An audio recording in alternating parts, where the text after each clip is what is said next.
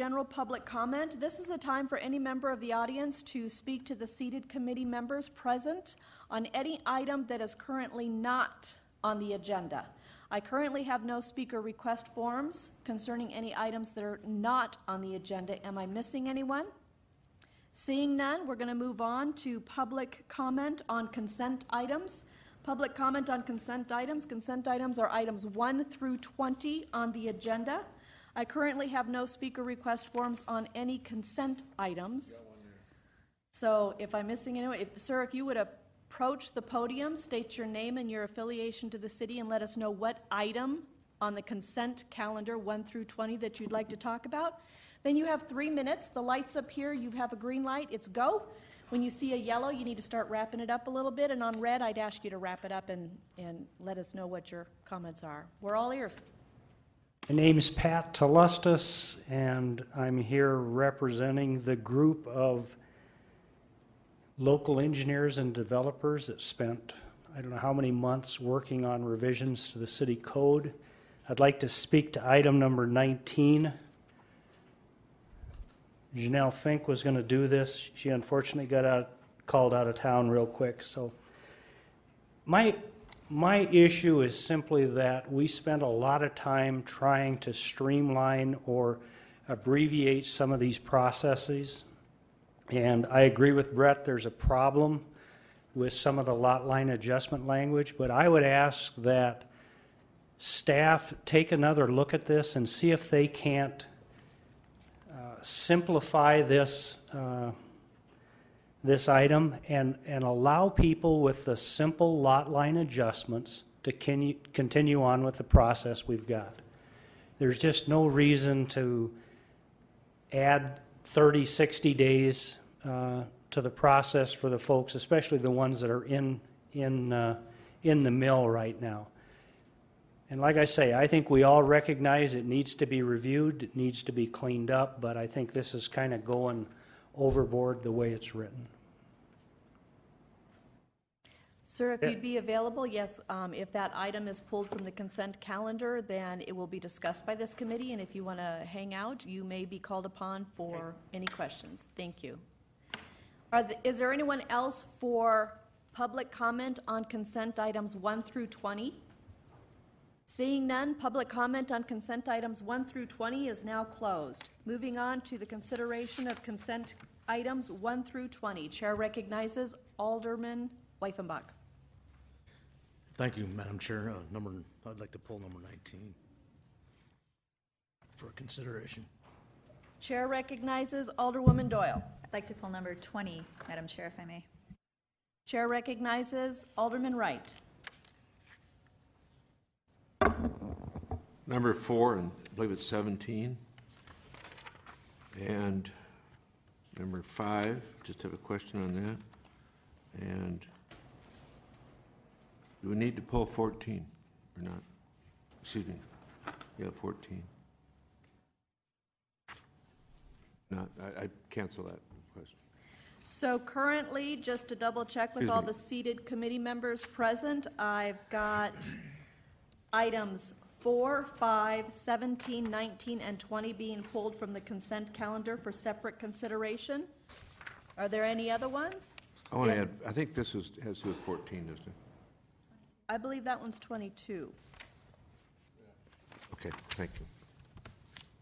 Any other items to be pulled for separate consideration? Seeing none, I'll entertain a motion to adopt the agenda except items 4, 5, 17, 19, and 20. To adopt it. To approve. I made a motion. Doyle makes the motion to approve consent items 1 through 20. Estes seconds it. Consent items 1 through 20 except 4, 5, 17, 19, and 20 have been approved and will be sent on to council. Item number 4. Item number 4 is the 2015 Out of Dust project. The estimated cost was $100,000. This was sent back to the Public Works Committee meeting. And Chair would like to recognize Alderman Wright. Thank you. I have no problem supporting this. I'm just curious. We have quite a list of out-of-dust projects that have been delayed, postponed. Is that due mainly to people not wanting, because we do cost share that, correct? Is that the delay, or is there more funding needed, or what can we do to get more of these paved in a year? And typically, it's a funding issue. The way the out of the dust program has kind of morphed over the years, there's no longer a cost share to the property owner, so it's paid 100% by the city. There's quite a list of projects, and of course, later on the agenda, you pulled it off of consent. Here was really an update and really a major reordering of the projects that are on the list. Do you have any idea what the dollar cost to complete those are? The reality is we probably have over 40 years of projects out there if you wanted to do them all. I mean, The reality is, for every penny you shift over to out of the dust projects, you're taking away from other street projects. So it's hard for me to drive by and look at one of these newly paved alleys and realize that the street in front of the home is in terrible shape. And it makes you really take a look at the priorities of where we're spending our dollars for streets. And so I'm a little reluctant to spend more money on out of the dust projects. For clarification, if there's no opposition from any seated committee member, can we go ahead and discuss 4 and 17 at the same time here? I'm certainly okay with that. Any opposition? No? Okay. So the discussion is going to involve items 4 and 17. Item number 17 is the update of the priority list for the out-of-dust projects. And Alderman Wright, you still have the floor. But if I could ask the Public Works Director, can you please explain the funding source for the out-of-dust projects so we know what we're talking about here? The out of the dust projects are paid for out of the CIP sales tax. And the streets projects? Out of the streets and drainage CIP fund. So when you were referring to taking money away from streets projects, if you increase the amount of money into out-of-dust projects, we're still talking CIP infrastructure money, not out of the general fund? Correct. Okay, thank you. Alderman Wright, you still have the floor. So reality is, we have a funding shortfall, a significant funding shortfall, is that correct? For street repair? Absolutely. Okay, I just want that understood, and we need to discuss that in our budget cycle forthcoming, and thank you. Chair recognizes Alderman Weifenbach. Thank you, Madam Chair. There's not necessarily a funding shortfall, it's just an allocation of priority by the council. So, I mean, the fund is sufficient to do these things, so if the council chooses to reallocate funds from the sales tax collections into CIP. This question came up at council, got voted down, so just to let the people out there know, there is sufficient funding if this council makes street repair a priority. Thank you. Chair recognizes Alderman Wright. So I assume that to increase your funding, you're going to have to go into the vision fund, because your CIP funds are committed, correct? That'd be up to you as a council to determine where you wanted to get the funds from. But your CIP funds, I mean, this is a source, your source for this project is CIP. And you've told me that in order to add more, you'd have to reallocate money from other street projects that are currently funded by CIP or other projects into the CIP, correct? That's correct. With the funding that is set aside basically for street projects, generally most of it is in the CIP fund. There is some that's set aside out of the utilities support fund. But we obviously spent an overwhelming majority of that on street reconstruction and repair. We only spend about $60,000 a year for paving alleyways. So in order to get new funding, and you went into the sales tax revenue, which would be the vision fund or CIP funds, you would be depleting or taking money out of the vision fund? Is that the only place you can get new revenue, or can you explain that? The same fund. Really not. I can I'm not trying explain to it. I don't know paint if you you in a want to corner spend the because time to do it today. The discussion here is that I'm trying to bring out to the public, to the people, is that I've been told we have a 200-year life cycle on our pavement. We are way under our budgeting process, and we just need to talk about it. And I'm trying to help. And I yield the floor at this time.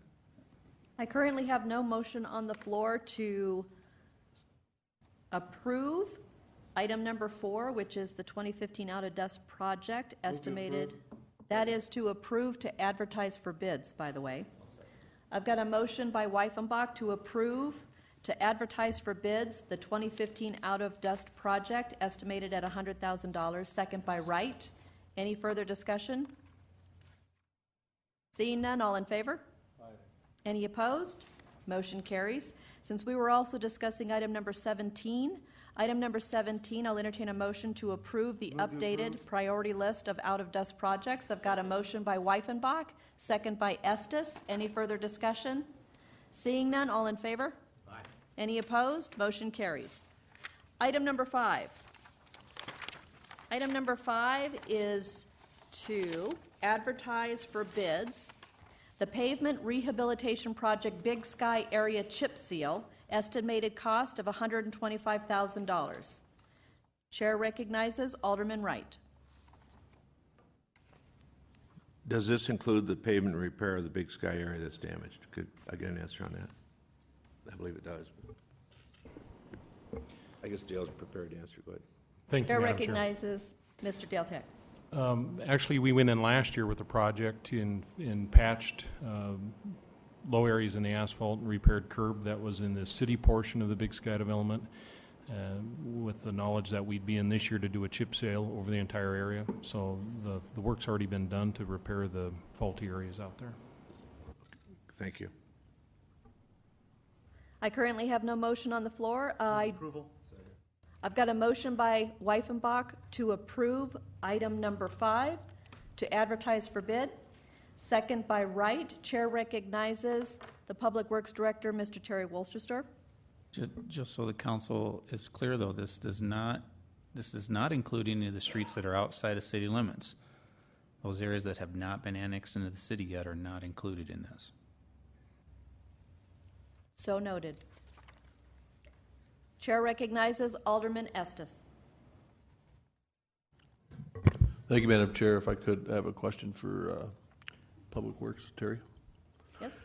Terry, this 125,000 advertising authority, what did we allocate? Did we allocate about 200,000? Was that a year ago or so towards this? My recollection was close to $1 million that was set aside for all the road repairs out there. And so this will finish up the stuff that's in city limits. We still have the money available until the council decides they're not going to wait any longer, and we spend it on one of our other worthwhile streets in town that need work. So, but the million was for the streets, included the streets outside the city limits. that's correct. Okay, and I was, for some reason, I was thinking 200 was what we allocated for the streets that were within the city limits. That sounds about right. Okay, all right, thanks. I yield, Madam Chair. Seeing no other discussion, I do have a motion on the floor. All in favor? Aye. Any opposed? Motion carries.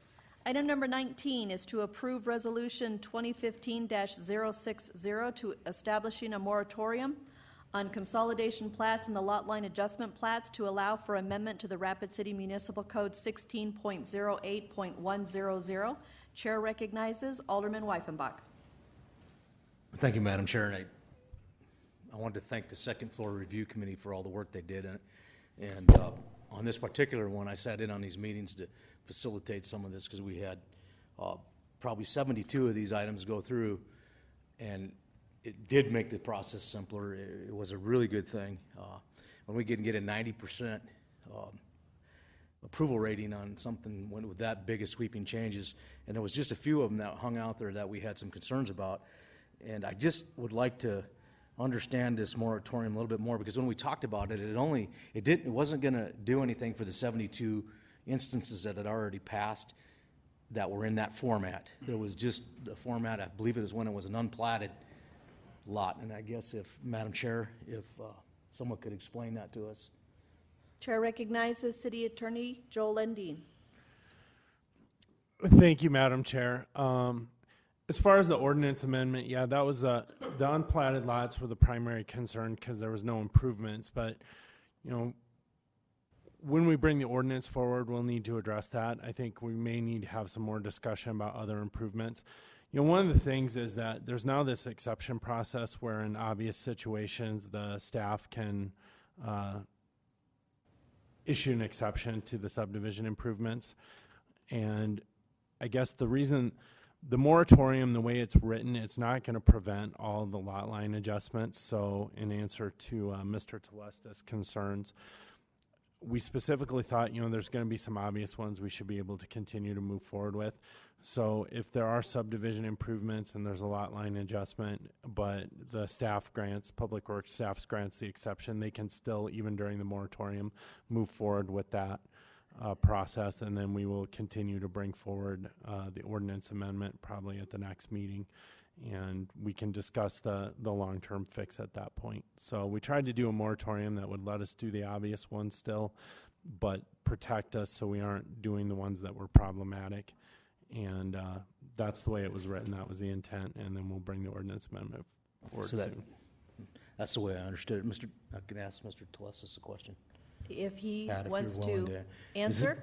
Does that address some of your issues? It's not all of these lot line adjustments, it's just the ones that seem to be very problematic. And I'm not sure if Janelle filled you in on what happened, what transpired with the ones. Well, I had several discussions. The thing that we've done is we've now made it purely administrative. I mean, and before what we did was we said, if you have a simple lot line adjustment, two neighbors, guy wants to build a garage, second neighbor says, yes, I'm willing to work with you and give you 3 feet, we're going to move the lot line, they could do it. It didn't increase densities, they were platted lots. Now we get into a situation if somebody on staff decides that, well, I would really like to see curb and gutter put in on this street. It's a rural section. Now all of a sudden those two neighbors are forced into signing a warp, going in and getting staff approval to waive it, whatever. I mean, we're just adding another level here, and I guess I don't understand why we're doing it. Mr. Telestas, that wasn't my understanding of what we were trying to do. My understanding was we were going to continue to do, as long as the lots were platted and it didn't increase the density, we were going to continue to approve those as like I said, there was 72 of them, and almost every one of them went through okay, and then there was a few of them that were problematic, and I think that you would agree had you seen those, where there was big unplatted lots that, there's not going to be a road in there. I fully agree there needs to be some changes. I think there's a process to change it, though, and we should take it back through the process if for no other reason you had a lot of people spend a lot of time that now feel like they were just brushed aside, and we're gonna do it because someone decided the process wasn't working quite properly. I didn't hear Joel say that we were going to continue. I heard Joel say that if staff determined they liked it, then they could sign a warp or do whatever. So even to get the staff approval is going to take several more weeks, just the way the process works. So to clarify that, because my understanding is as long as it's a platted lot, it's not a problem. It's when an unplatted lot, somebody takes a whole new subdivision and moves the lot lines, and they know that eventually there's going to be roads in there, but they're moving around to circumvent the roads or whatever. That's problematic to me. And I think Janelle and Bill Freitag both were in that meeting, and they agreed to the same substance I am understanding. So maybe we can clarify that, Madam Chair. Would you like to pose that question to the Yes. city attorney? Yeah, Chair I recognizes want to Joel clarify the Ledeen. fact that things are going to continue other than the unplatted lots, the ones that are problematic, that we're going to fix that in through the process or expedited. Correct. I mean, the discussion at the meeting was just a complete moratorium on any lot line adjustments until we get it fixed, because we didn't want, while it quote unquote works through the process, a bunch more to come in. If we reconvene the committee and took 3 months or 4 months, how many more are going to come in? We felt like it was a pretty simple fix. So what we did is, in case there is a delay or we wrote the moratorium so that the simple ones could continue, although it will require, it'll require an exception, which is that but that's in lieu of just a complete moratorium. I guess, Madam Chair, I apologize because that's not the way I understood it. I must have fell asleep during that meeting because I understood it that we were just going to address the problematic part of that ordinance. Well, So I I'm think sorry. that's, when the ordinance comes forward, that's what we're going to address. But we were going to do a moratorium on lot line adjustments until the ordinance was addressed, except for the 4 that had been submitted. The ones that had been submitted at the time, those were going to be approved under the previous process and move forward. And then there was going to be a moratorium until the new ordinance was in place on accepting new applications. But what we discussed is that rather than do a complete moratorium, there are ones that are going to potentially be simple. We could just do a moratorium where when staff looked at it, hey, this, and the example I always use is Canyon Lake neighborhood. If you've got 2 houses and it's truly just moving a lot line a few feet, and the issue is, well, the street isn't wide enough, well, we're not going to make them widen the street. We can grant an exception and they can move forward with their lot line adjustment, and we wouldn't have to prevent them from doing that during the moratorium. Hopefully the ordinance is going to be coming forward here pretty quickly, so I don't think the moratorium is going to be needed for hopefully a long period of time. But in case it was, I've seen things fall apart before, so we just wanted to make sure that more of these problematic ones weren't coming through while that is working itself through the process. I understand your position, but I'm not going to support this. I agree with Mr. Telesis. I clearly had a different understanding. I apologize. I clearly understood that we were only going to address the problematic areas. When we've had 90% success on this ordinance and we're going to throw out the whole ordinance, that isn't what I intended on, and that's not what I understood. Maybe if Mr. Limbaugh is in agreement with Mr. Landine, I can't support that then. I'm sorry. I don't know where it's coming that we're throwing out the entire ordinance. In Well, fact, we're putting a trying. moratorium on the entire ordinance. We're stopping all the other lot lines, like small adjustments that just went through. 72 of them went through fine, no problems.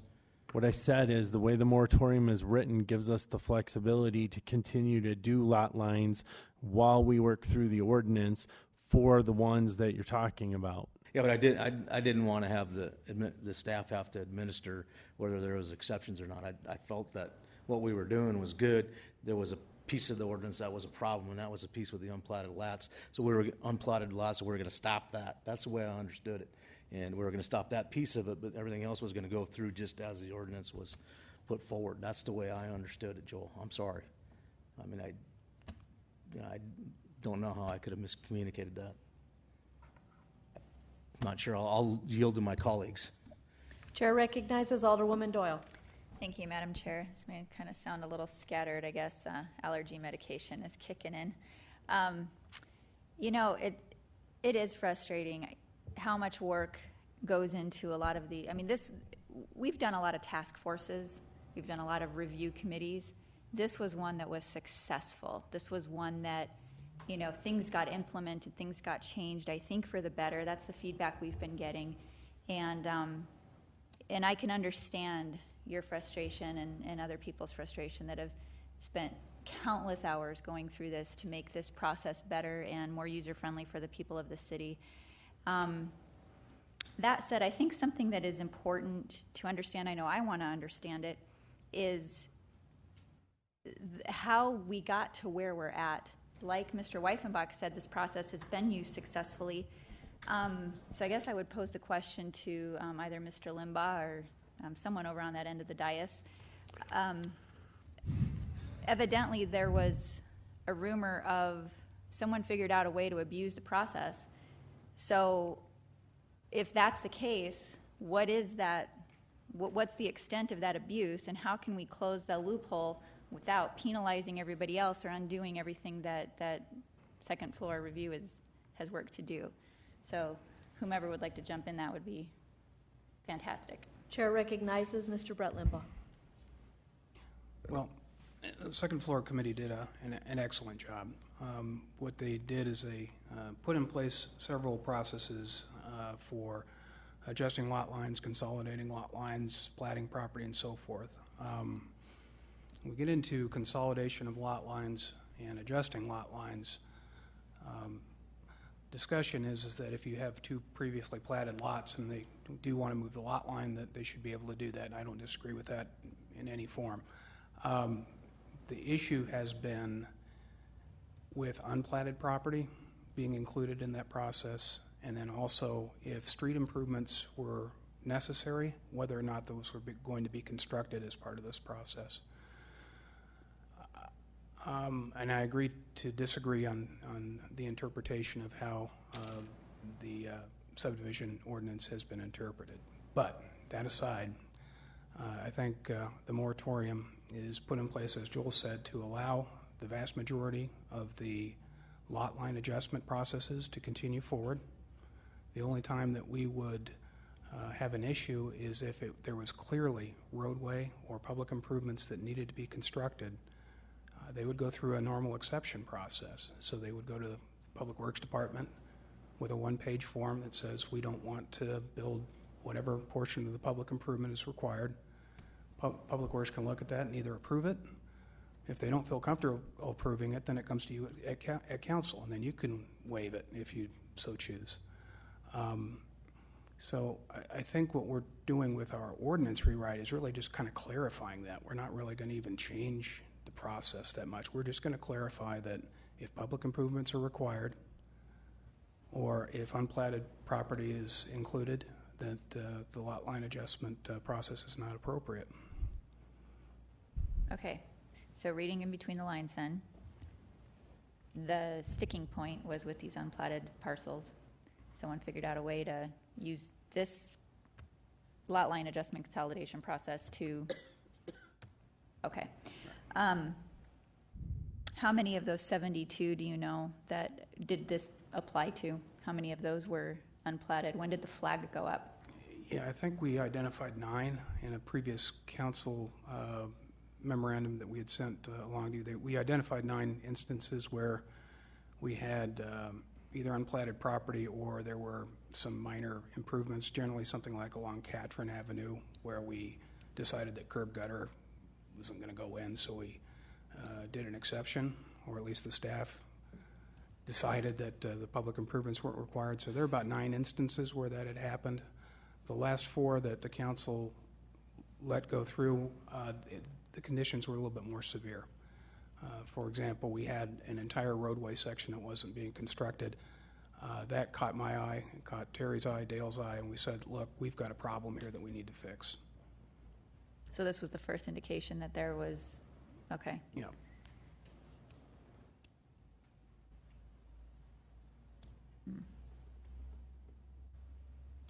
I'll yield for now.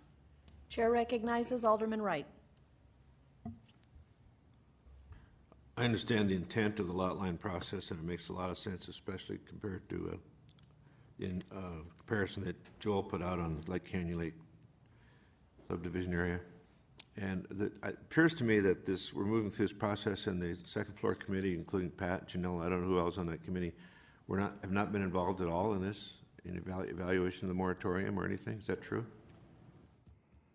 I think Janelle and Bill Freitag were in on the discussions, and I just have to tell you that in talking to them, they went, they came away from the meeting feeling that this was going to address the unplatted lots. It was their interpretation, and again, I applaud Brett. I mean, there is a hole. We missed it, and I agree with that. It needs to be cleaned up. My argument is simply, let's don't throw a big blanket over the thing. Let's still allow the platted lots that don't increase density, that are simply moving a lot line, to remain in place. Put the moratorium on the unplatted lots if that's the problem you see, and then let's get the committee back together in the next week or so. It shouldn't take 3 months, and get the thing addressed. Everybody agrees there's a problem. It's just how the problem's being handled right now. Is it possible that with our staff and the members of that committee that are available to sit down and work on this resolution between now and Monday, so we have something that's somewhat compatible to all parties while we work on the ordinance? I don't think we're going to get people together between now and Monday. We had a meeting with the people in the committee that Alderman Weifenbach was at, and this was the direction. I mean, this was addressed at the council meeting Monday night, which is why this is on the agenda now. We had a meeting already. Well, I'm sensing that some of the members of the outside, or I would say the second floor committee, are not satisfied with the results of that. Is that fair? Yeah, and I'm in We need, but it seems to I me was not at the meeting, Jerry, so it's hard for me to do anything other than relay Bill and Janelle's comments. And their comments were that they walked out of the meeting feeling as though everybody was pretty much in agreement. We were going to put a moratorium on the unplatted lots, and that we were going to allow the lot line adjustments to remain in place for the properties like, I'm going to use Canyon Lake as an example. Because the question gets to be, who decides what improvements then should or shouldn't be in place on an old narrow street in Canyon Lake if I come in and I want to move the lot line 2 feet to put a garage in? That's the discussion. And I'm not trying to throw rocks at Joel or Brett, either one. I just, like I said, I think we're throwing too big a blanket over the problem. And I can just tell you that's Janelle's feelings, and she spent, if I spent 100 hours, she spent 500 hours on this process. She worked hard. it appears to me that we could probably do some clarification on the resolution between now and Monday night to dispel or take care of those issues, and I hope we can. Pat, are you willing to work with our staff to hopefully resolve those concerns and clarify that, so we don't have the big blanket over everything? I'd be happy if we can, tomorrow or Thursday, I'd be happy to. I'd like to see that happen. Thank you. Chair recognizes Alderman Estes. Thank you, Madam Chair. Yeah, I was taken back a little bit by this because I was, That'll work, won't it? my mind was set on reading all these emails about what everybody thought they understood at the meeting, and how I think Vicki Fisher sent an email out, said, way to wrap up the meeting, Janelle, and I thought everybody was walking in lockstep. And so this kind of surprised me a little bit. I do, Madam Chair, if I have a question. As I read this, the ordinance or the moratorium, the resolution, can I ask Mr. Limbaugh a question, please? Yes, you may. Brett, could you pull up, do you have it?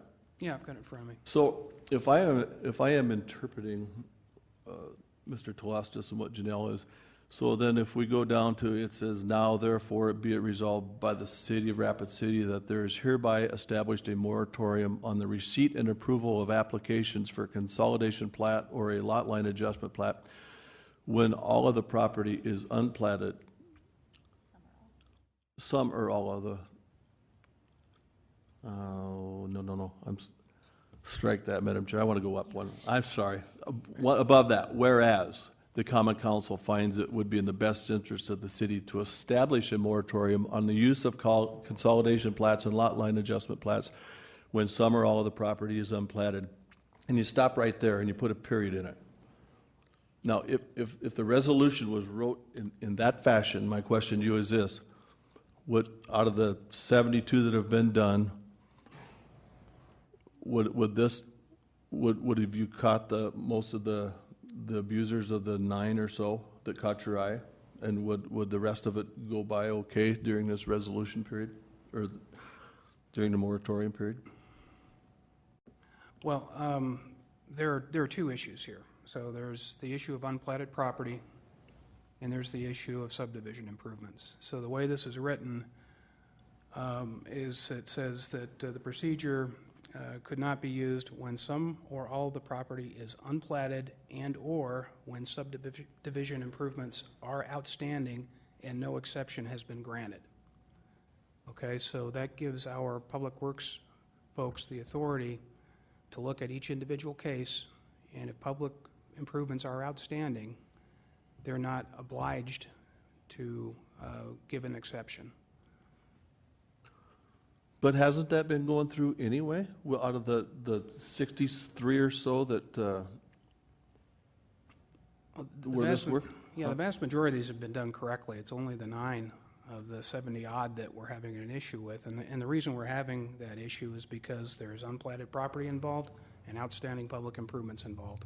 Those are the ones that rose to the surface here. So if the moratorium, if this resolution moratorium passes as it's written, Yeah. so, and somebody brings in the easy one, 2 platted lots, 2 feet, but it's in Canyon Lake. And it's an old road, or it's in Wildwood, where I used to live, where the road set. You can conceive, how long is it gonna take them to get that exception? The way this is written now. Yeah, exceptions are pretty easy. It's a one-page form that they fill out, and it just says, I want an exception to whatever public works requirement it is, whether it's a manhole cover or if it's an entire roadway. They can ask for an exception to that public improvement. Those get processed through engineering very, very quickly. I sign off on it, and the development engineer signs off on it. I depend on the development engineer in most instances to make that decision. And I would say that if we have a roadway and there isn't any curb and gutter on it, the entire section, we're probably going to grant the exception because it just makes sense. But we don't want to be put in a situation where we can't, deny a plat where it's clearly necessary to build a roadway. That really ties our hands. I believe Dale Tech, did you want to add into that? Yes, if I could, I'd just like to reiterate what Brett said. Of the many, of the 72 that we received, a lot of them were exactly as Brett described. There maybe wasn't curb and gutter, or the pavement was 5 feet too narrow. We didn't even look at those. I mean, it makes absolutely no sense to not approve those. Those are going to get approved every time. Well, I'm not sure if I respect your opinion. I'm not 100% sure. I'm gonna yield right now while I think about this thing. So. Thank you. I currently have no motion on the floor. I would like to clarify, Mr. Limbaugh, you did say that the staff would have the ability to grant an exception in that case and said that it would go through fairly quickly. If staff denies it and it has to come to City Council for consideration for the exception to any improvements, what is roughly the time frame that this request would take? Typically, we react or respond to the exception request in a matter of a couple of days. I think ordinance allows us up to 10 working days. We typically address them right away. We are cognizant of the meeting schedules, so we can get it on the next Public Works meeting that's available. So then it goes through Public Works City Council for appeal. So that's the time frame that you're looking at. So if anyone were to come in for a lot line adjustment and they were denied by staff or told they needed to get an exception, and they filled out the one-page form and staff considered that within 2 or 3 days, and then they were denied, then it would go on to the next Public Works. So really, in reality, you're looking at possibly 2 weeks before it goes to City Council. Correct. Thank you for that clarification. Chair recognizes Alderman Weifenbach.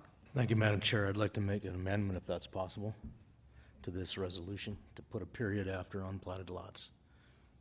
And just leave it at that.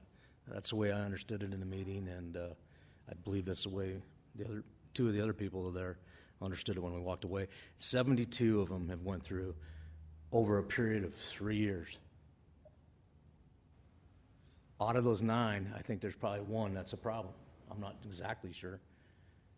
The other ones would have been granted anyway. I mean, it's just adding another level of red tape, and it does take more than 2 weeks. I think the ones that have been in there for 30 days or plus already. I currently have an amendment on the floor for discussion that to put a period so that only the moratorium would only affect unplatted property, some or all of unplatted property. Do I have a second to consider the amendment to the resolution? Second. I have an amendment made to the resolution by Weifenbach, a second by Estes. Alderman Weifenbach, you have the floor still. Do you want to talk? And the discussion now should only center on the amendment. Thank you, Madam Chair. It's the way I understood it. I don't foresee any real issues.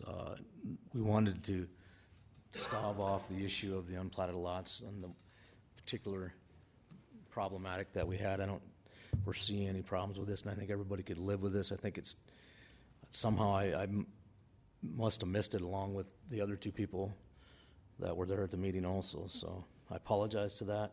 If this totally got me by surprise that it wasn't just that. When I came here, I truly expected. That's why I didn't pay any attention to it anymore. When I left the meeting, that's the way I understood it. But sometimes you can understand things in one way and somebody else can understand them in another. So I appreciate the support from my colleagues and trust that I was there. Thank you. The discussion is still centered on the amendment to the resolution. Chair recognizes Alderman Wright. I'm okay with that, but I'd sure like to see a meeting between Pat, Janelle, and Bill, or whoever's appropriate off that committee with our staff between now and Monday and make sure that we get a unified message from them that they accept it and approve it, or try to. But I'd like to have a meeting between now and then between our staff and them to resolve any other issues and have them on board. Strictly concerning the moratorium resolution at this time. Yes, of course. Chair recognizes Alderman Estes. Thank you, Madam Chair. Yeah, I think as amended, this accomplishes what we want to accomplish, and it isn't perfect, but it really puts the onus on everybody to get together and get this thing fixed quickly. Thanks. Chair recognizes Alderwoman Doyle. Thank you, Madam Chair. And my understanding from Monday night was that there was talk that the committee would reconvene. Is that no longer an option? I mean, to look at this and sort these things out once and for all? Are you talking about the resolution on the moratorium, or are you talking about the ordinance amendments? The underlying issue. So, no, so I'm going to clarify. Alderwoman Doyle, are you talking about the ordinance change amendments, or are you talking about the moratorium? I'm asking for clarification from Monday night. I remember it being stated that we were considering reconvening the committee, the second floor review committee, to look at the problems underlying this so that we can get them ironed out. This is a temporary fix, not an overhaul. So that's what I'm asking for clarification on. Chair recognizes Mr. Brett Limbaugh. Okay, well, let's be clear. The second floor committee, we can gather as many members as are available. We had essentially disbanded the second floor committee officially by resolution, so there really is no longer a second floor committee. So keep that in mind. We will get as many people from that committee into the meeting as we can, but I can't guarantee that we're going to get them all. I think the direction that you're giving us today, I'm not sure that it's necessary to meet with them, because if this is essentially their understanding that it doesn't involve public improvements, then I think you just move forward to council with that. And we won't really even need to meet. And that's up to Pat. I mean, you can chime in on this, but it would appear that you've got what you wanted, which is a moratorium on unplatted lots only. And the public improvements essentially are off the table. So I'm not sure that there's much to discuss.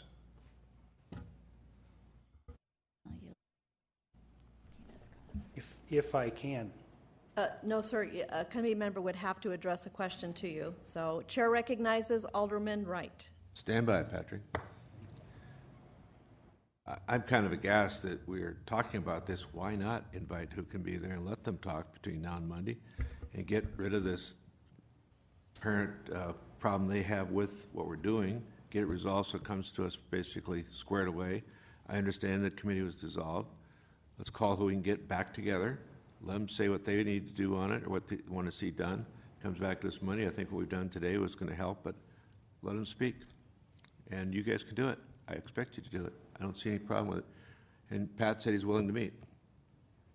I think it's the way to do it. Talk, communicate.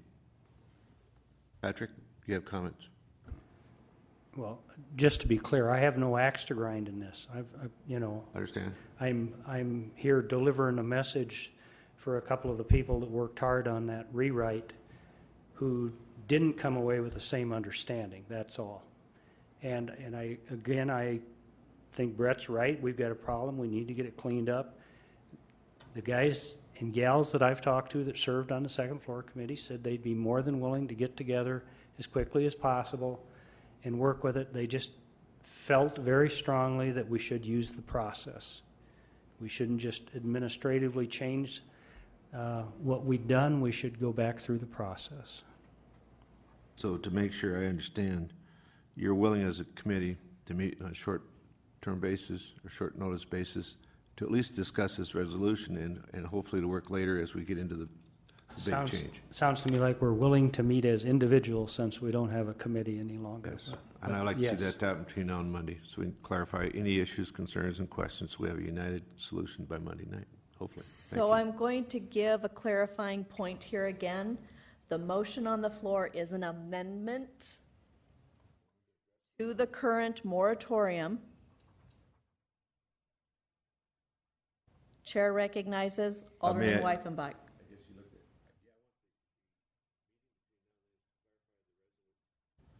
Clarify the resolution as amended for Monday night. Yes, I'd like to meet On the with us. moratorium only, not Yes. fixing the problem. We're looking at Exactly, just the exactly, moratorium at this exactly. point. The issue that's before us today. Thank you.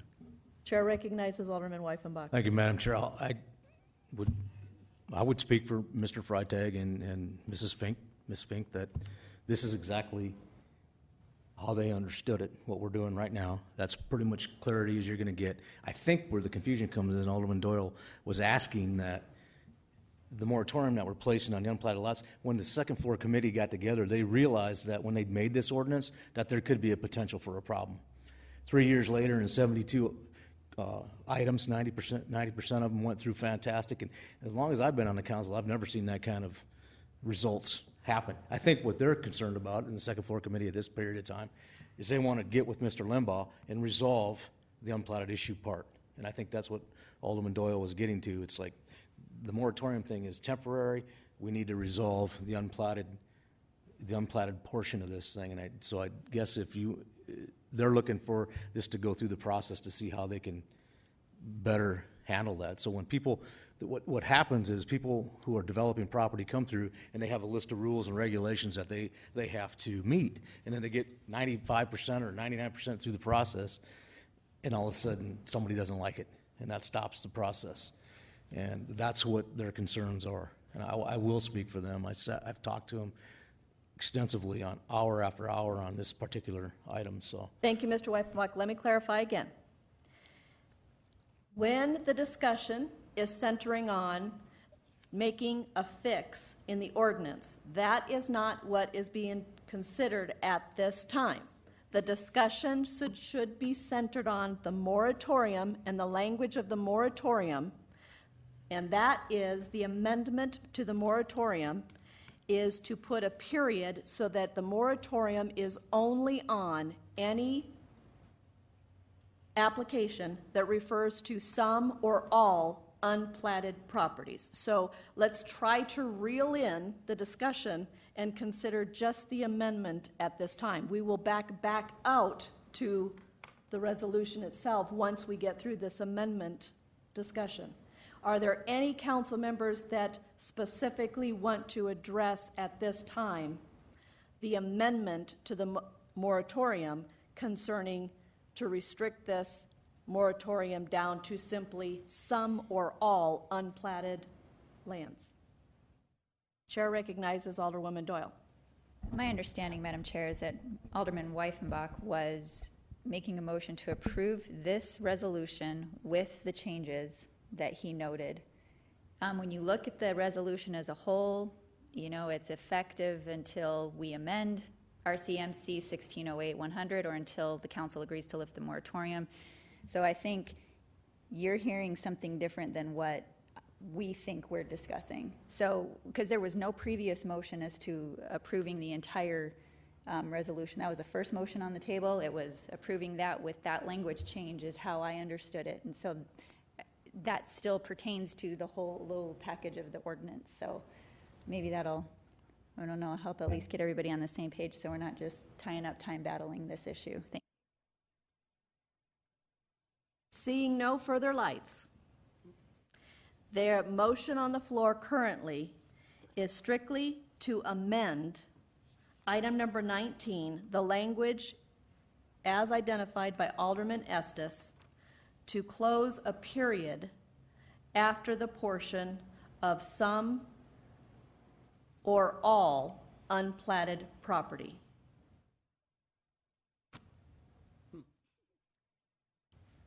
There are more lights. I hope it is specific to the amendment that is being offered. Chair recognizes Alderman Estes. Thank you, Madam Chair. You should have said that Alderman Estes was the one up here blabbering.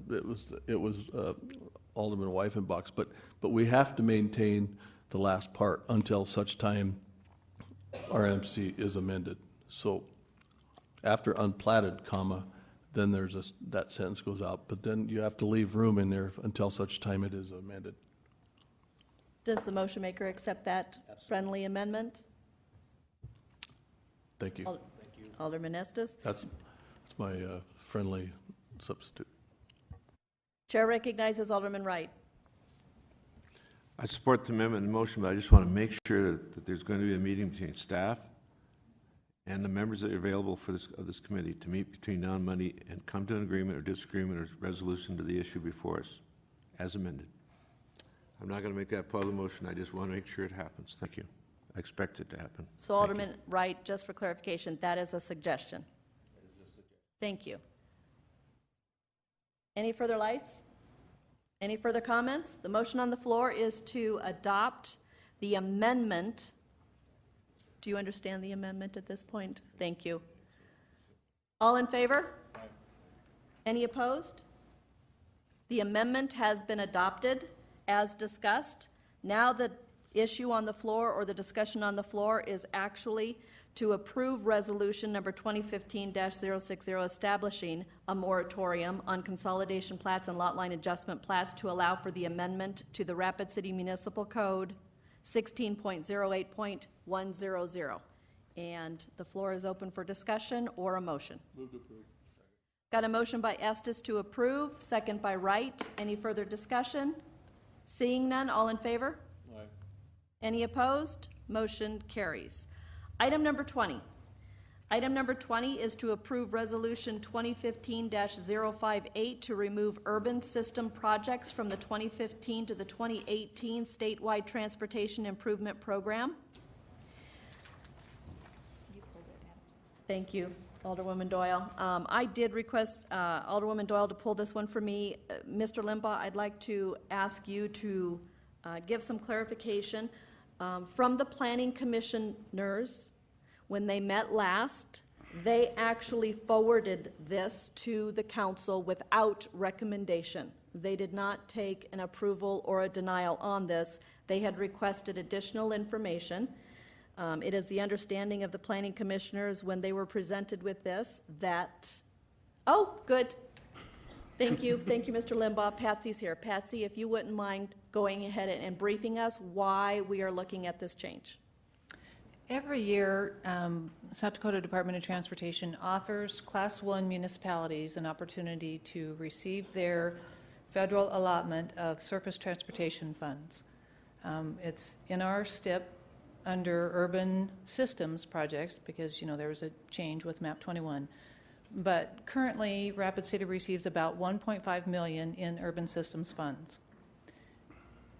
Within the last, 10, 15 years, I'm not sure how long, but the state has always provided that 18.05% match of those federal funds. In the past, with the annual payment of urban systems funds, if we wanted to transfer funds or get a payout of those federal funds from the state, it never ever included the state's, any portion of the state's match. They have a program now where we can receive half of the state's match. That's, the 18.05% would actually give us another 9.025% of federal funds, and that would also allow us to do projects not under the federal requirements. One of the reasons that it's very enticing is with a federal project, you have to follow specific rules if you want to purchase right-of-way. Generally, that's about a year process. What we've seen the last 4 or 5 years, anytime there is a delay in the projects, the project cost increases dramatically, sometimes 15-20%. So what we're trying to do is receive those federal dollars plus the state's, plus half of the state's match for those urban systems funds. One of the questions that the Planning Commission asked was really how much was it going to cost? Well, if you look at the spreadsheet, I have a little spreadsheet that I got from the state, and I'll share that with you. Maybe.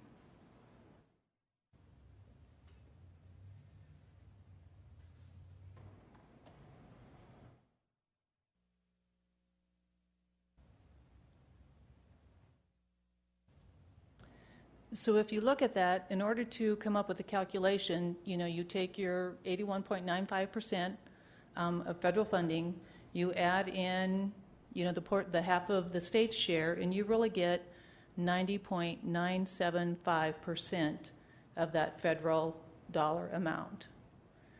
That's more than we've ever had the opportunity to receive back. So for less than 10%, we can get our projects through in a more timely fashion. There are still rules that we'll have to follow, but they're not the federal rules, that requires all different kinds of additional procedures, and usually that's a time delay. So really, in our estimation, it's going to save the city time, construction dollars, because the longer you hold out a project, the more generally it costs, especially with our construction climate the last several years. So with that, I have one more spreadsheet that I put together.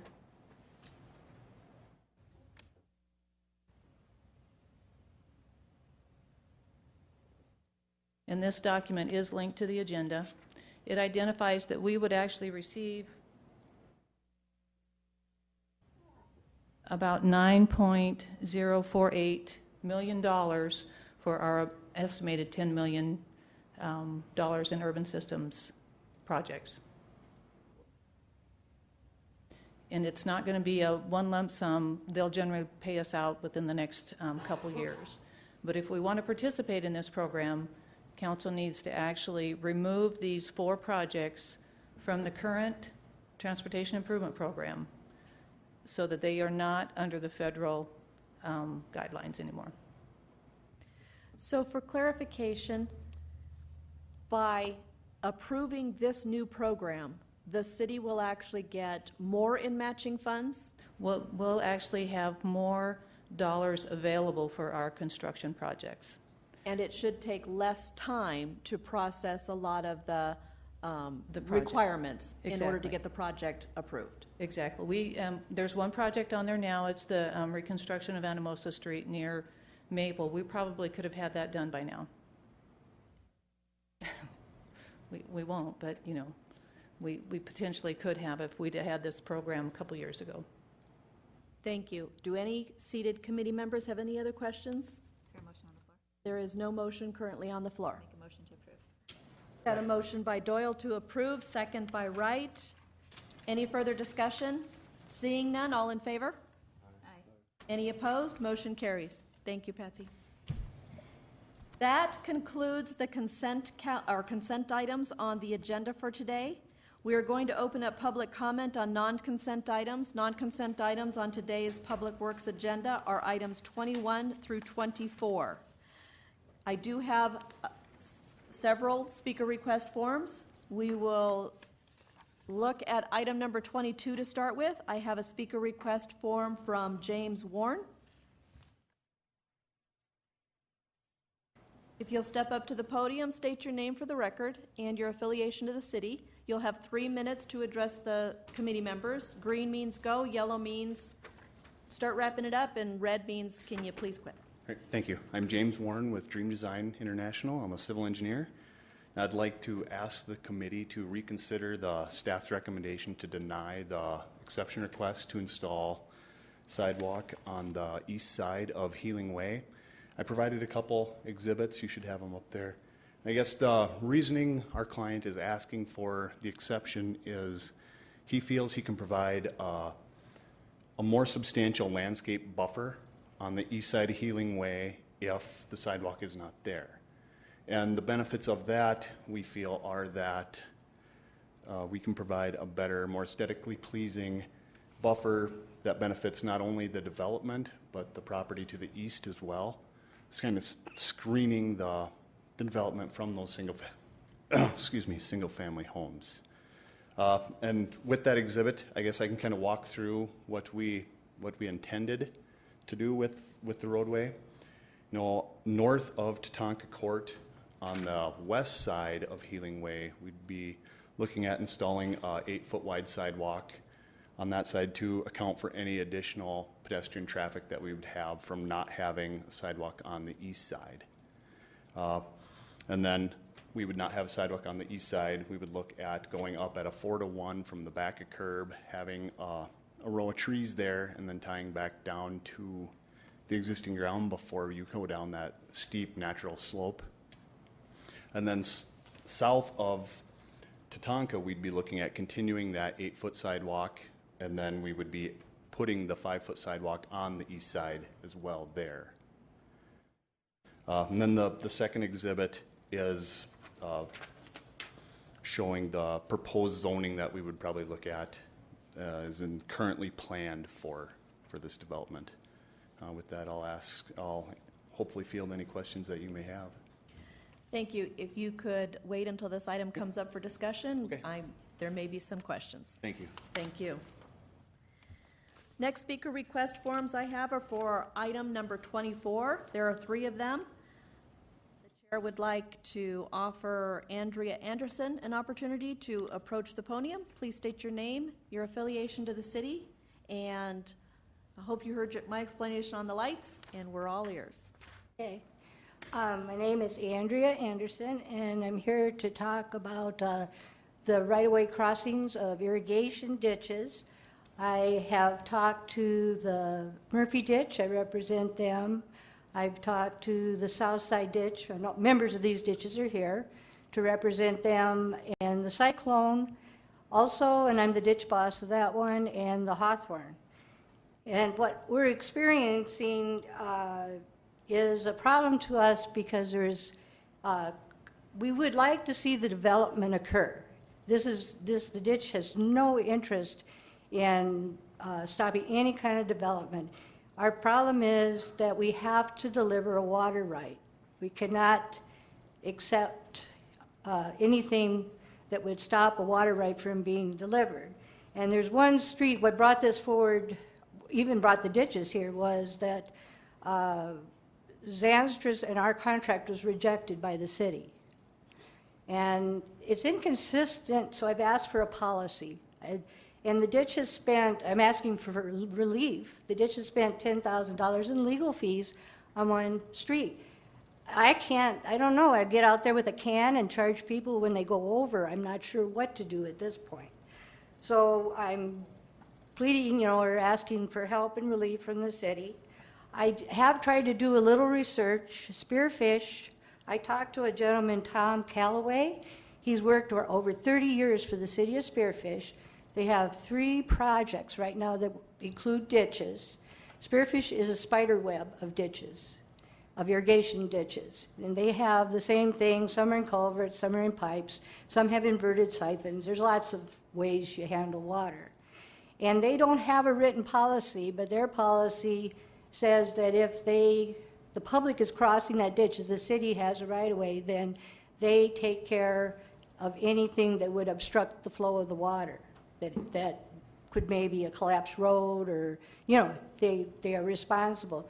And the ditches are asking for this because we can't shoulder that. We can't take public, traffic. We can't, do those things. So we're just looking for a way to go forward with our developer neighbors, who are good developers, good people, and that we can survive. And since the city is the one that had rejected that. And then another point is, I have obstructions in the ditches, and I have to totally care for, maintain, and do so.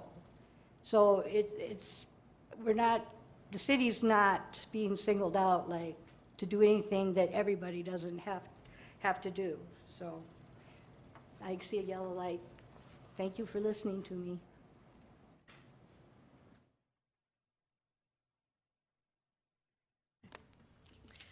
Thank you.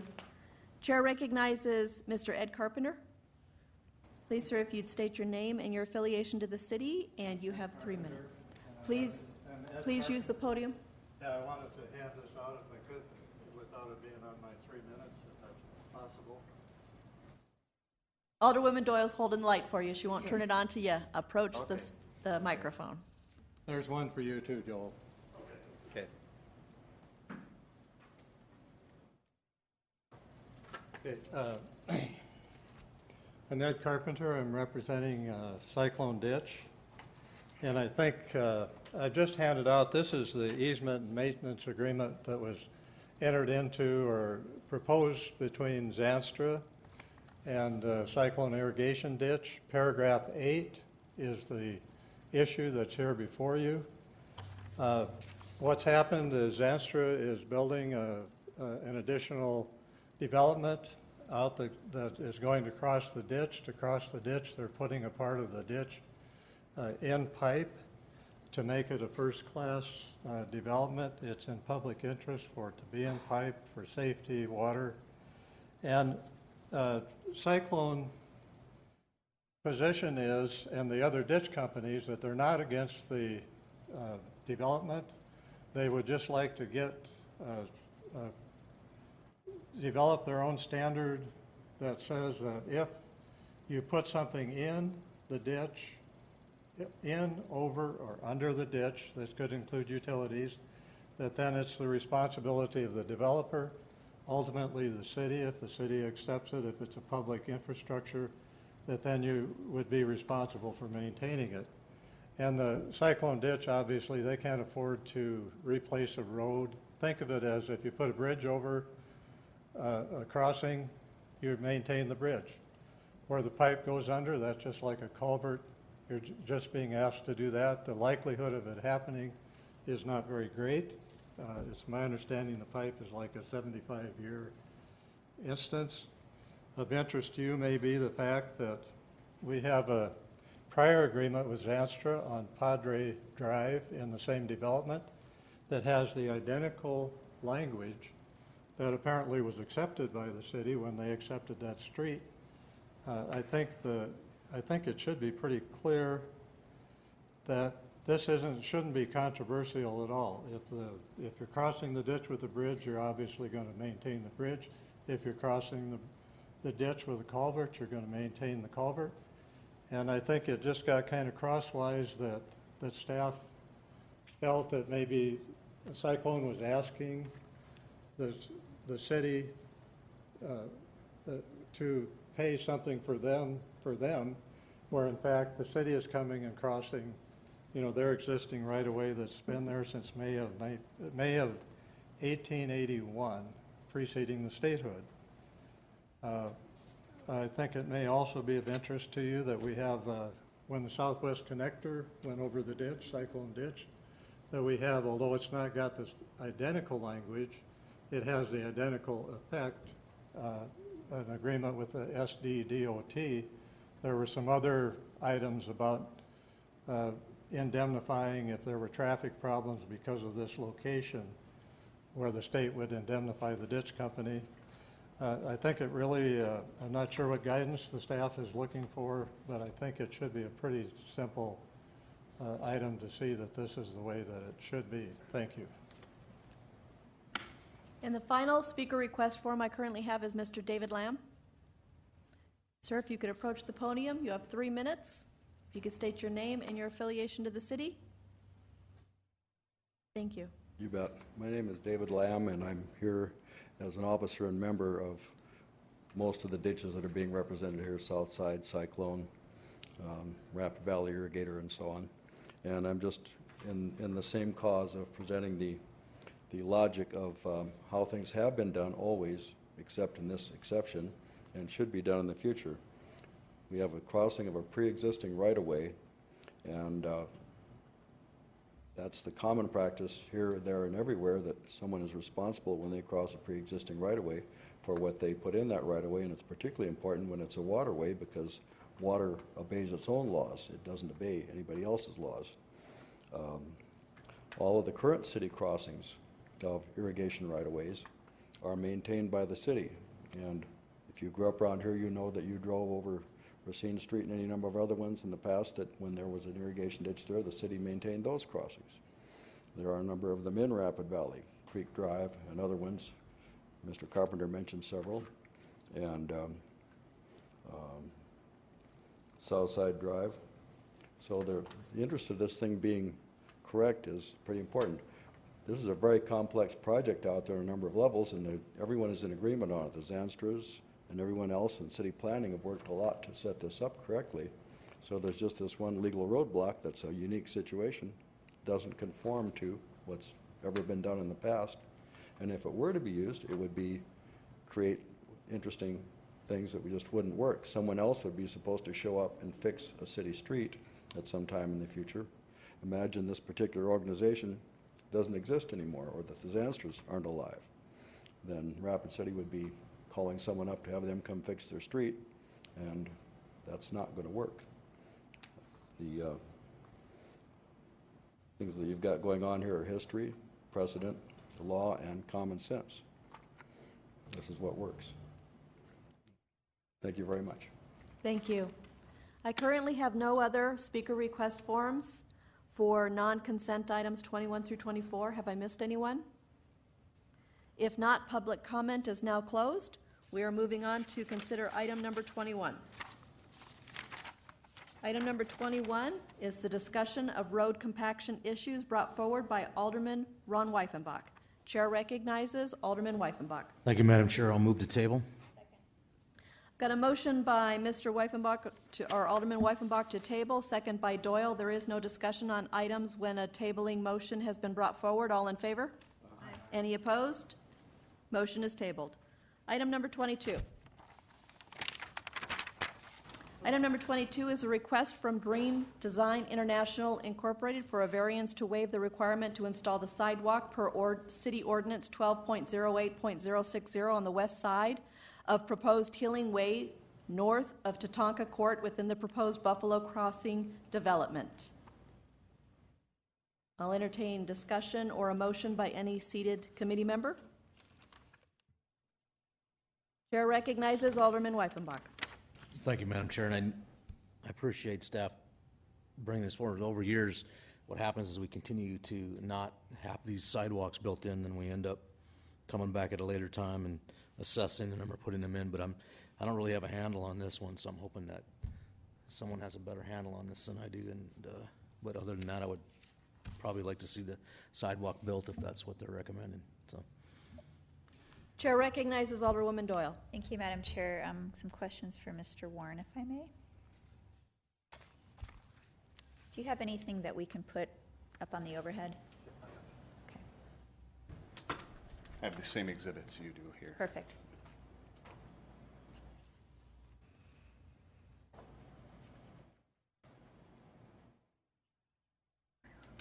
I can't even figure out where this is at. Thank you. Okay.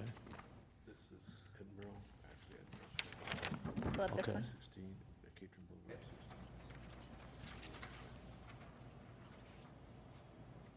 16. Edinburgh is on the same place as the water side, though. It's on the same side of the road. Okay.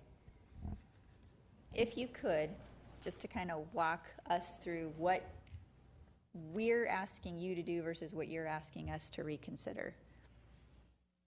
Pointing along the lines, and you can turn that mic towards you if you'd like. That might make it a little easier. We are requesting that we not install the 5-foot sidewalk on this side of Healing Way, which the current intent is to leave that property existing in its natural state. East side only. Yep, the east side of Healing Way. So along this side. Yes, sir. And then on the west side, we would put an 8-foot sidewalk to help accommodate any traffic that is pedestrian traffic that's moving north on the west side. So currently, there's no plan development to go in on over here, so there won't be any frontage of residents or anything. Okay, so sidewalk will be accessible, just won't be on both sides of the road. Correct.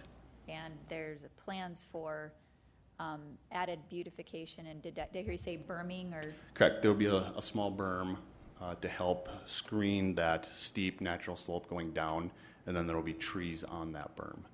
And that's, you can see those on that first exhibit. They're kind of the darker green marks are where we'd be proposing to put some trees along that. And then you can see some section views down below here. I guess my question would be, and I appreciate the sidewalk on the west side of that. Where are people going to go when they get to Catron Boulevard if they're walking? There will be no sidewalk on Catron Boulevard. I understand, so it's kind of a rhetorical question, but I understand that's part of the. So we would feel. Oops, excuse me. Sorry, understand that that's part of the stipulations of putting this development in. Personally, I think it's a fair request. Did you have something else you wanted to add? No, I was just going to state that it would, with no sidewalk on Catron, it would be a long dead end sidewalk. Okay. And you never know in the future, but you were willing to put the west side in. Correct. Thank you very much. I yield. Chair recognizes Alderman Wright. This greenway or natural area will remain in private ownership, correct? It's not It would be in the right of way. the green? No, Yep. I mean this big block Oh. of green. Correct. It's private. Yep, it would just be designated a park forest. Okay. If needed, could we not, if we accepted this in the future, a sidewalk was needed, we could order one in, could we not? Chair recognizes Mr. Terry Wolsterstorff. A couple things. Yes, I would say you could, although it sounds like we'd be doing some grading and tearing out some trees at that point, more than likely, so. We wouldn't, the owner would be. Yeah, I mean, the other question would be the ownership of that parkland, whether that's in private ownership or whether that ends up going back as public use.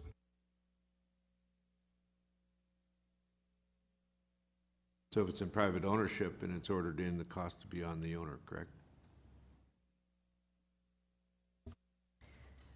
Seeing no further lights at this time, Mr. Wolsterstorff, a question for you or Mr. Dale Tack. So staff is recommending a denial and to have the sidewalks placed in at this time, correct?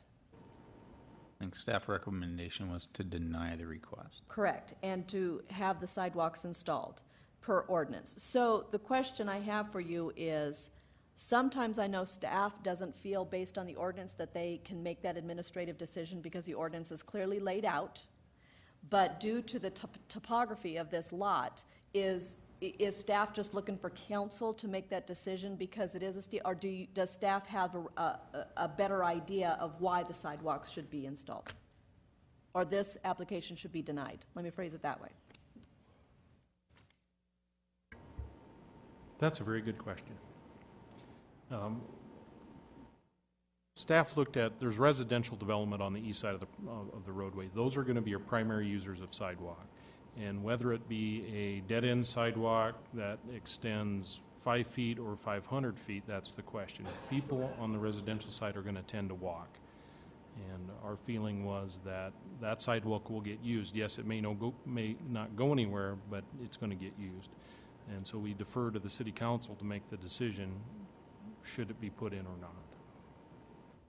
Thank you. So just to clarify, Dale, then, if I build a house on one of those lots in Tatanka Court, the city staff's opinion is that being a residential court that circles around and comes back out, that chances are you're going to have children and other people who are going to enjoy walking the neighborhood, riding their bicycles, and using skateboards. And that's the only reason that city staff was making the recommendation to deny this request and to put in the sidewalk as an accommodation to the beautification of that subdivision itself, even if it is a dead-end sidewalk to the north. Yes. Thank you. Chair recognizes Alderman Wright. With the option to order in, I have a tough time having someone spend money on double sidewalk both sides when we don't even know if it's going to be used. And I'm just kind of where I'm at. Chair recognizes Alderman Weifenbach. Thank you, Madam Chair. And I was going to make a motion, but I got too many questions. Is this, I guess, is the topography here even allow a sidewalk to go in? Chair would recognize Mr. Dale Tech. Yeah, the grading that they're going to have to do with the roadway, there will be a corridor for sidewalk available there. So then the other question I have is it developable? I mean, it's not, is it platted? It's currently unplatted. I believe the green portion that they're showing as Park Forest will be a separate lot, but I don't know that we've seen that. That hasn't been submitted as a preliminary subdivision yet. So can they put houses on that eventually? I would venture a guess, due to the steepness of that topography, it wouldn't be practical for residential development. It's currently zoned for medium density residential, but there is some very significant slopes there, so it would take quite a bit of work to make that developable. I guess my next question would it be a waiver of right to protest be suitable here? I mean, because I agree with Alderman Wright that having a sidewalk, that's going to go nowhere. There's really nowhere to go besides Catron Boulevard or somewhere where you probably won't want to go. I could support that because if it changed hands or if they decided to put housing in there, then we could, the people would be knowledgeable of the fact that they're going to buy a piece of property that needs a sidewalk. So I guess I could support that probably. I'll yield. Thank you. Chair recognizes Alderwoman Doyle. I'd like to make a motion. Try it again. I'd like to make a motion to approve Dream Design's request. Do what? Deny?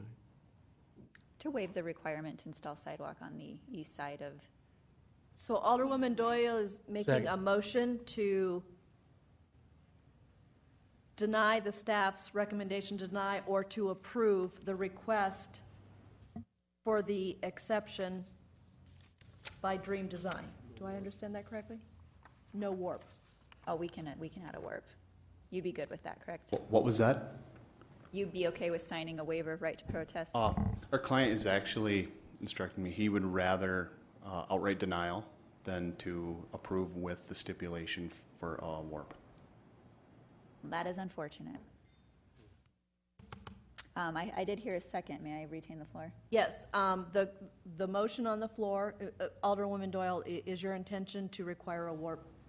Yes. So the motion on the floor is to approve the request from Dream Design International for a variance to waive the requirement to install a sidewalk, second by Wright, but to require a warp. Alderwoman Doyle, you still have the floor. Thank you, Madam Chair.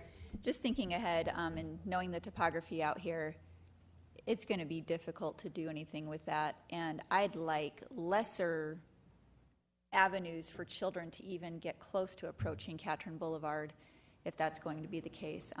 That's really turned into a crazy traffic area at this point. So one sidewalk, I understand they have to put in. I think it's fair not to have the double sidewalk in this case. I yield. Chair recognizes Alderman Estes. Thank you, Madam Chair. I'll support the motion as long as there's a warp, I guess. As far as personal precedence, I seem to be fairly consistent that I'll vote for absence of sidewalks as long as a warp is in place. So that's where I stand. Thanks. Thank you. I currently have no other lights, so just to let you know, if this motion is approved to require a warp to go forward, the applicant has two options, either to appear Monday night or you as their representative to either withdraw the request or it will be approved by council, and then it will be up to the applicant whether they want to continue or not, but they would have to get a warp at that time. Okay, noted. Thank you. Chair recognizes Mr. Dale Tech. Thank you, Madam Chair. I just want to point out there was an error in the title of the item, and it says West Side, and I just want to acknowledge that Alderwoman Doyle has said east side, and that is the correct side that we're dealing with, is the east side. So the record should reflect that it's the east side. Thank you, Mr. Dale Tech. We have that clarification.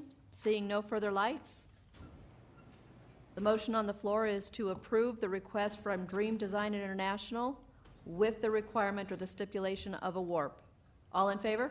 Aye. Any opposed? Motion carries. Item number 23 is the appeal of denial of the exception request to waive the requirement to construct a portion of Golden Eagle Drive as it abuts proposed Track 1 of Copper Ridge subdivision. We did not have any speaker request on this item. Chair recognizes Alderman Wright. Dale, that's at section west, or north, excuse me, south of the new apartments up on top of the hill by Station 6, isn't that where that is? That's correct. This portion of road that they're platting would connect Golden Eagle Drive to the Villaggio. It would go down the hill and connect to Vineyard, I believe is the name of the road. That's an extremely steep hill, correct? Yes, there's been a design that's been shown that the road can be constructed. Okay. Thank you. I currently have no motion and no speaker lights. Chair recognizes Alderman Weifenbach. Thank you, Madam Chair. So on the floor, it's a denial. So if we approve this, we're approving the denial. That's the motion you can make. That's the motion I'm making. Whatever we're doing here, it looks like they've been denied from there's nobody here to represent. So I'm just going to go along with this. So I currently that would be have my a motion by Alderman Weifenbach to uphold staff's recommendation to deny the exception request to waive the requirement to construct a portion of Golden Eagle Drive as it abuts proposed Track 1 of Copper Ridge subdivision. Do I have a second? Do I have a second? I will second for discussion. I've got a second by Doyle for discussion. Chair recognizes Alderman Wright. Thank you. Apparently we have someone who wants to address the issue. I'm sorry, identify yourself or to the chair.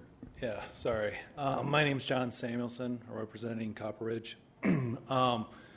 We own that land, and I guess on both sides, so the request was denied, from my understanding, was because they didn't want to make the call on not having the street put in. And so the only purpose for the road was to access our own property, and it being an extreme road, it would dead end halfway down that hill. And so there would be a spot that wouldn't, it's kind of blind when you go down around the hill. And so people, if they were to go down there, wouldn't have potentially a way to turn around, and it would just be a dead end. And we own that land, and right now we don't know what we're going to do with it. It was part of the purchasing. It wasn't originally our purchase, but the previous owner couldn't put in the cost because of the high cost of that land, and the lower development would be at high extreme because it's very low. There's no sewer with it. Capabilities. It'd have to be a lift station place for that development. So until we know what we want to do with it, we were requesting to not put in the road till we knew further what the purpose of that land would be, since there is no plans for development of that area. Thank you, sir. And Mr. or Alderman Wright, if you would allow me to ask one question to the Public Works at this time. Mr. Daletak, with that explanation from the gentleman that's at the podium, does he still have the ability to request a withdrawal? And would that be beneficial for him at this point, since he has stated he doesn't know what that land is going to be used for? I don't know that a withdrawal of the exception is appropriate. He's platting property and also platting public right-of-way. With the platting of the public right-of-way, the improvements need to be addressed in some manner. Typically, history would show that the improvements are either built or there is a surety in place for those improvements. I will be the first to tell you that long-term tracking of a surety that has today's construction prices and trying to do a project 10 years later doesn't always work real well. So those are the two options that Public Works sees, either build it post surety or don't plat the right-of-way. Thank you for that explanation. Alderman Wright, you still have the floor. I do have a motion on the floor to uphold staff's recommendation to deny the exception request to waive the requirement to construct a portion of Golden Eagle Drive. Any further discussion? Seeing no lights, all in favor? Aye. Any opposed? Motion carries with 1 no from Alderman Wright. We are now on to item number 24. Item number 24 is a direction to staff regarding city responsibility for private irrigation ditches located below future city streets and utilities. And as the Public Works Chair, I would like to ask staff to kind of give us an explanation on the summary of how this is coming before us today, looking for some type of direction. We've heard from some speakers, but why is this, do we have no direction to go? Why is staff asking for direction at this time? Madam Chair, I think I can at least address why we're here, because I suggested to Ms. Cushman in my office that this was really a policy question. I can't speak for any ones that were previously approved. It's not unusual. We have agreements with the railroads and things when we cross the railroads, but I was not aware of this being addressed before, the policy issue, because my understanding of the last offer that the city and the landowners could agree on is that we would take responsibility for repairing any work to the city street or the city infrastructure, but that they would be responsible for repairing the drainage and the drain infrastructure. And, for various reasons that they've highlighted, they would like the city to, if we have to do road work or if there's work required, not only fix the street, but also pay for any work done to the drain or the ditch infrastructure. In my mind, that was a policy question that rather than staff just agree to take on that maintenance responsibility, it was a policy question for the council. At this point, I don't know that staff's really in disagreement that we should do this. There might be some difference of opinion, but at this point, we just wanted you to be aware of the issue. If you direct staff that we will take maintenance responsibility for that, we will come up with an agreement or standard agreement that we can use in these situations and move forward, I think. All of the speaker requests are people that came before us today. We are still talking about streets that are located within the city limits of Rapid City. Correct. Not future streets, but streets that are located and built within the city limits. Right. I mean, it'll have to be addressed when the streets cross the ditch. And currently, Mr. Landine, what you're saying is there is no current city ordinance or policy that covers the specific layout of the maintenance requirements by the city? Right. I mean, I think there's different, normally when we're used to dealing with private utilities within the right-of-way, they are responsible for paying for and doing their own work. So like the phone or the cable or whatever. But I would kind of defer that. So I think some of the staff initially looked at it, this is like cable or phone or some of that. But I defer more of that technical stuff to Public Works. Thank you. Chair recognizes Alderman Wright. Well, I know the only thing older than me in this town is the water law. And I'm just wondering why we don't have a policy on it, because we have a policy on railroad crossings, do we not? Public Works Engineering. May I ask that question of us? I don't know that we have a policy on railroad crossings other than we are at the pleasure of the railroad anytime we cross them. I mean, we enter into individual agreements if we put a new utility in the railroad right-of-way. I hope that answers your question regarding the railroads, but back to this issue in particular, if there's going to be a city street built across a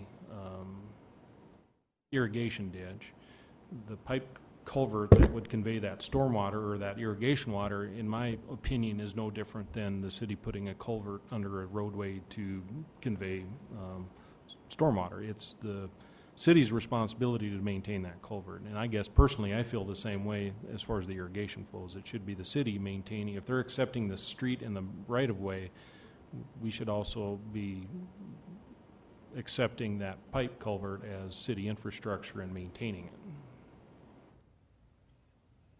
But we don't have any written policy. Now, I understand, and I'm kind of surprised it's not written, that on the railroads, always understood that they maintain their track and ties and ballast and that kind of stuff. But if we cross a railroad crossing, they have preceding right-of-way or whatever you want to call it, and we maintain the pavement structure and everything like that at our expense, and we cross basically with consent with them and so forth.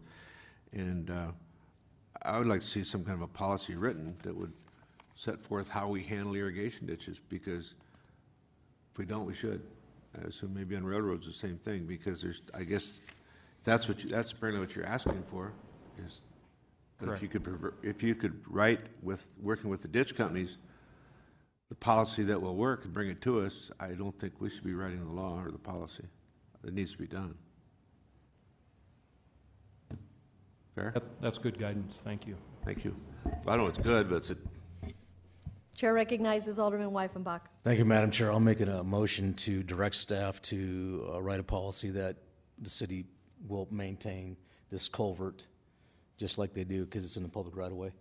And then I would like to hold the floor. So just to clarify your motion, Alderman Weifenbach, you'd like to direct staff to develop and look into and bring back policy or an ordinance that would address private irrigation ditches located below city streets and utilities? Correct. That would cover the crux of the issue is the tube or the culvert, like Mr. Tech had alluded to. So I think they're all in agreement with how it should be handled, and that's how it got to us. And I'll expound upon that if I get a second. Well, and that's why instead of just the culvert, I'm just expanding that out to irrigation ditches in general. Well, it's whatever's in the right-of-way over the road or underneath, the ditch. Okay. Yep. And I'll explain. And do I have a second? I'll second. I've got a motion by Alderman Weifenbach and a second by Doyle. Mr. Weifenbach, you still have the floor? Thank you, Madam Chair. And this came to the council because Ms. Anderson gave me a phone call that over in the southeast part of Rapid City, they're expanding over there. Zanstra is developing to the south and to the east there. And this is a particular area here has a lot of irrigation ditches, which are ditches that provide water for irrigation. Water, and people who have water rights have shares in these ditches, and you'll notice the word ditch. Trust me, that's like when they called me and said, I'm with the ditch, I'm like, what? So to get my arms around it, the city also owns a lot of these shares in these ditches. So when she basically was at the end of her string with the fact that they couldn't come to a conclusion with Zanstra in the ditch that who would take this tube if it failed into perpetuity. And I said, well, that made sense to me that the city would just take that. It would be in the right-of-way. But for some reason, that didn't get communicated through the process we didn't really have a policy in place. So that's why we're asking for direction. I think we need a policy because the city, not only is Zanstra need to cross this ditch, the city needs to get underneath the ditch, okay? And Cyclone Ditch in particular has spent thousands of dollars to get to this point. And this tube, in my understanding, at the worst-case scenario, could maybe cost $5,000 to $8,000 to replace, and I think they've spent twice that much getting to this point. So to that, I apologize. So I think that what Mr. Tech is saying is it works for the ditch, and I think it works for Zanstra, and that there's nobody who won't exist in the future. The taxpayers will get the most use out of it. They'll use the road, basically, where they'll put the culvert in, and they'll cross the ditch. The city has, I don't know how many shares in those water rights, but years ago, the city, in their infinite wisdom, ahead of time, realized that water rights were going to be like gold. So we sent out people to buy water rights.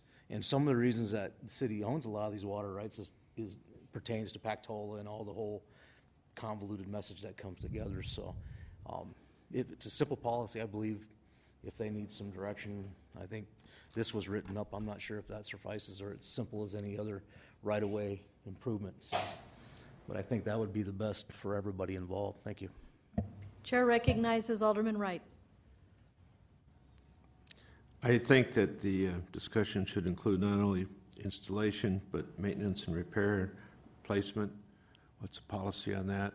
For instance, if something is floating down the ditch boss, the ditch company is responsible, I assume it's what is floating in the ditch, correct? And if something in that ditch plugs a pipe, are we responsible or are they responsible? Those are issues that also need to be clarified. And I think there needs to be more discussion on this and be very clear to protect the liability of both sides, both parties. And I think if we don't have something on the railroads, probably should also look at that. But I look forward and support a policy coming back. Thank you. So I do have a motion on the floor to direct staff to look into this and bring back policy on irrigation ditches and the city's responsibility for future city streets and utilities. Chair recognizes Alderman Weifenbach. Madam Chair, I'm sorry, I forgot one thing. And if we could expedite this in some manner, because I believe in some of the conversations I had, I don't think they understand that Xanthus have been waiting for a period of time for this to happen, I believe since last October. So if there's a way we could get a time frame or something to move this forward in some manner, I'm not sure. I would turn to the city attorney to offer up a possible date to come back to Public Works on. Chair recognizes Carla Cushman.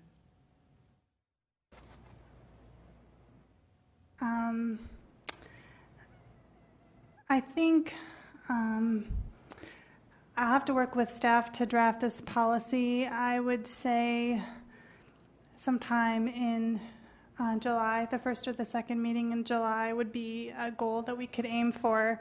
In terms of the pending situation with the cyclone ditch, I'm not sure if there's a way that that could move forward based on what the council will say, what you've said today and what the council will say on Monday.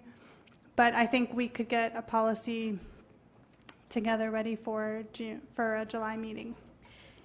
I also heard that, just to throw this out, and Mr. Dale-Tack, I'm going to look to you also, that in the railroad situations, we do enter into private agreements or individual agreements depending on work that comes forward. Carla, is that kind of what you're indicating, is that there might be a potential to enter into an individual agreement for the specific project that's being held up while the ordinance or the policies are being researched so that we hopefully get this done right the first time? I think that is an option, yeah, and we will definitely work on that. Madam Chair, Alderman Weifenbach, you still have the floor. I know it works for the ditch because they don't really have honestly, I mean, their ditch is going to keep flowing no matter what happens. So, but I guess does that work for Xanthus? I guess we'll ask Mr. Hickey. Yeah, I think that we would just like some certainty so we can go forward with that particular project. And if an agreement is acceptable to the city and it is with us, I think that would work for us. And you could develop your policy consistent with however you want to do it, as long as we could have an agreement to move forward, because we've got work to do and it's been pending a long time. So that would be acceptable to us. If that works for everybody involved. Like I said, we can expedite it. I don't think it's rocket science.